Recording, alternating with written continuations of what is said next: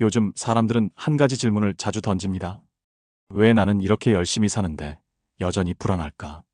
똑같이 노력했는데 누군가는 부자가 되고 누군가는 평생 제자리에서 맴돕니다. 그래서 우리는 스스로를 탓하죠. 내가 더 게을러서 그렇다. 내가 운이 없어서 그렇다. 하지만 정말 그럴까요? 사실 그건 당신의 잘못이 아닙니다. 세상이 변했기 때문입니다. 예전에는 분명 성공 공식이 있었습니다. 열심히 돈을 모으고 대출을 받아서 부동산을 사고 그 집값이 오르면 팔고 또 사고 그렇게 한 단계씩 올라가던 시절이 있었습니다. 그때는 세상이 단순했습니다. 조금만 성실하면 결과가 따라왔습니다. 하지만 지금은 다릅니다. 세상은 너무 복잡해졌고 변수는 셀 수 없을 만큼 많아졌습니다. 정치, 정책, 금리, 환율, 경기, 운, 건강, 관계. 그 어떤 것도 우리의 통제 안에 있지 않습니다. 그러니 옛날의 성공 공식을 지금 적용하려 하면 좌절이 따라올 수밖에 없습니다. 그런데 이상하죠? 그게 안 된다는 걸 아는데도 우리는 여전히 그 공식을 믿습니다. 왜일까요? 그게 우리를 단순하게 만들어주기 때문입니다. 불안한 세상 속에서 이대로 하면 된다는 말만큼 달콤한 게 없으니까요.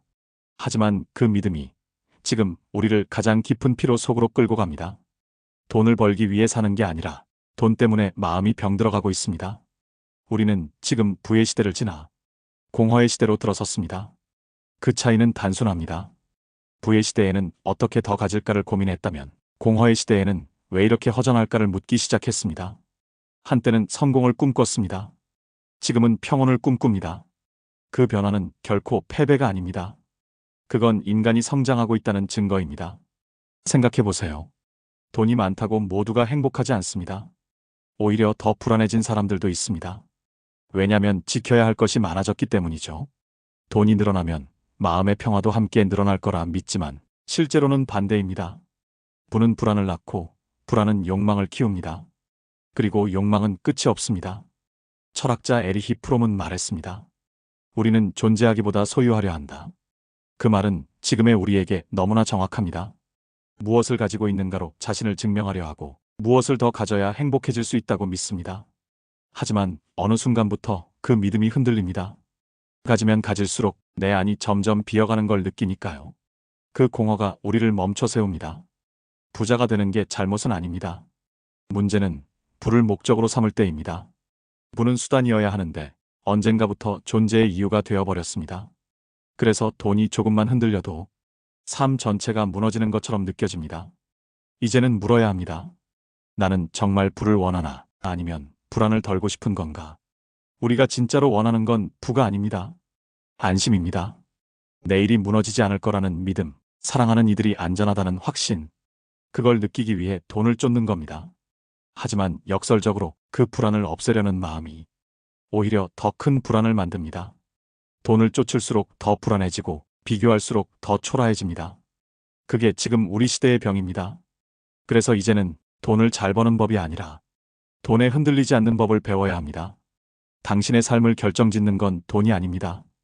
태도입니다. 돈이 많아도 불안한 사람이 있고 돈이 없어도 평온한 사람이 있습니다. 그 차이는 소유의 크기가 아니라 마음을 바라보는 깊이에 있습니다. 이제는 노력의 방향을 바꿀 때입니다. 통제할 수 없는 걸 붙잡느라 지치지 말고 통제할 수 있는 내면의 세계를 가꾸세요.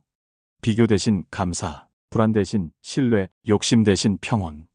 그건 현실을 포기하자는 말이 아닙니다. 오히려 현실을 있는 그대로 받아들이자는 뜻입니다. 세상은 당신의 계획대로 흘러가지 않습니다. 그건 잘못된 게 아니라 자연스러운 일입니다. 모든 게 내 뜻대로 된다면 그건 이미 삶이 아니겠죠. 인간의 통제력은 생각보다 작습니다. 1000억을 번 사람은 운칠기삼이라 하고 조 단위로 번 사람은 운구기일이라 말합니다. 운이 9이고 내가 한 건 하나뿐이라고. 그 말이 허무하게 들릴지도 모르지만 사실은 아주 이성적인 고백입니다. 그들은 알고 있습니다. 통제할 수 있는 건 결과가 아니라 태도라는 걸. 그러니 이제는 비교를 멈추세요. 남의 성공을 기준으로 내 삶을 재지 마세요. 당신의 인생은 남의 공식으로 풀리는 문제가 아닙니다. 오늘 하루 밥을 짓고 가족과 웃고 하루를 잘 버텼다면 그것으로 충분합니다. 부자라는 단어는 은행 잔고가 아니라 마음의 여유를 뜻해야 합니다. 돈은 잠시의 안정을 줄 수 있지만 마음이 없는 분은 결국 불안으로 돌아옵니다. 우리가 진짜 배워야 할 건 돈으로 평화를 사는 법이 아니라 돈이 없어도 평화로울 수 있는 법입니다. 그러니 오늘은 이렇게 결심해 봅시다. 조금 덜 벌어도 괜찮다. 조금 늦어도 괜찮다. 대신 마음을 잃지 않겠다. 돈은 당신의 인생을 채워줄 수 없습니다. 하지만 당신의 인생은 언제나 당신의 마음으로 채워질 수 있습니다. 그걸 아는 순간 당신은 이미 부자입니다.